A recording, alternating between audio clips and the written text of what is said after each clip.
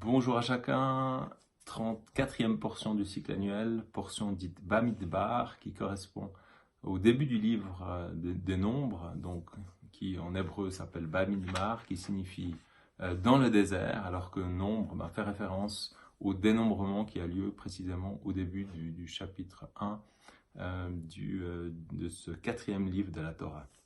Donc, on a dans ce livre, de manière générale, il est question de voyage, donc de traversée du désert qui va durer près de 40 ans en tout. On se trouve à peu près au début de la deuxième année après la sortie d'Égypte. Et donc, il est question de voyage, il est aussi question d'apprentissage, apprentissage de la dépendance à Dieu, avec toutes sortes de découragements, de rébellions, de non-respect, de nouvelles lois qui sont données. Donc on a véritablement ce travail d'apprentissage entre Dieu et son peuple pour justement qu'il comprenne, que le peuple comprenne l'importance de dépendre de Dieu. On a aussi un lien qui est assez parfait entre ce début du livre des Nombres et puis la fête de Shavuot que l'on va fêter donc demain, donc qui correspond à 50 jours après Pessah. Et également, on a bien sûr le parallèle entre les 50 jours de Pentecôte qui suivent la fête de la Pâque. Donc, la fête de Shavuot, c'est le don de la Torah au Sinaï, donc les 10 commandements qui sont donnés à Moïse. Et véritablement, c'est considéré comme vraiment un cadeau, un don de Dieu.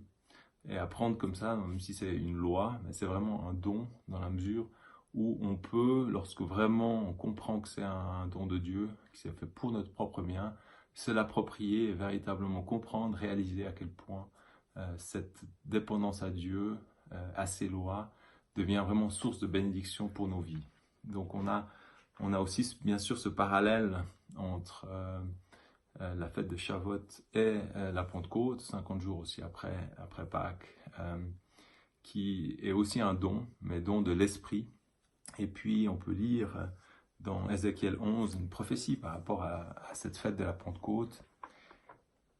Et je mettrai en vous un esprit nouveau, j'ôterai de leur corps le cœur de pierre, je leur donnerai un cœur de chair, afin qu'ils suivent mes ordonnances et qu'ils observent et pratiquent mes lois, et ils seront mon peuple, et je serai leur Dieu. Donc Ézéchiel 11, versets 19 à 20. Donc ce don de la Torah sur le mont Sinaï, qui est donc associé aussi à des bénédictions lorsque l'on respecte ces lois, également les 613 lois qui sont données à Moïse par Dieu, et au contraire à des malédictions lorsque on ne respectait pas les ordonnances et les lois de Dieu. Donc là, on est vraiment au début de ce livre des Nombres. On est au début de ce voyage dans le désert. Et donc, il y a un dénombrement qui est fait, tribu par tribu. Donc, on va prendre les 12 tribus, respectivement. On ne va pas considérer la tribu de Lévi de manière différente. On double les fils, en l'occurrence de Joseph, qui est un des 12 fils de Jacob. Et donc, on a une organisation également autour du tabernacle avec 3 tribus de chaque côté. Donc, ça fait 3 fois 4 emplacements. Donc, tout est vraiment organisé de manière à ce que le peuple puisse se déplacer de manière très organisée. On sait qui commence, quel groupe commence, comment ils sont organisés. Donc, on a ce dénombrement et on a beaucoup de leçons très intéressantes qui sont données là-dedans, dans ce dénombrement, même si ça paraît un peu bizarre. Voilà, on dit la tribu de Dan à 62 000, etc. Donc on a par exemple, on peut constater, c'est je pense une vraie leçon d'humilité, que par exemple la tribu des Lévites est de loin la plus petite. On dénombre environ 22 000 et même en commençant depuis beaucoup plus jeune. Donc pourquoi? Parce que c'est la seule des tribus qui n'a pas subi cette croissance démographique absolument affolante en Égypte, donc elle est restée plus petite. Donc là aussi, dans le sens d'apprendre qu'on n'a pas de mérite en soi, que le plus petit parmi nous sera appelé grand devant le Seigneur. Donc c'est aussi une leçon que Jésus va reprendre dans les évangiles. Et puis on a aussi par exemple d'autres éléments qui peuvent être constatés. Par exemple la tribu de Benjamin qui était le fils préféré, avec la femme préférée de Jacob, donc Rachel. Et donc, là aussi, lui, il a eu 10 enfants, donc c'était celui qui a eu le plus d'enfants. Et puis, pourtant, malgré tout, c'est une des plus petites tribus.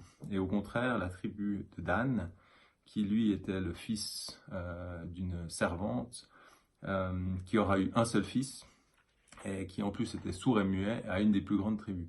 Donc on voit aussi toute la logique humaine qui n'est pas respectée là-dedans. Donc on a véritablement beaucoup de choses qui sont intéressantes. La conclusion, c'est vraiment de pouvoir nous ancrer sur les lois que l'Éternel nous donne, de vivre et pouvoir vraiment s'appuyer pleinement sur lui.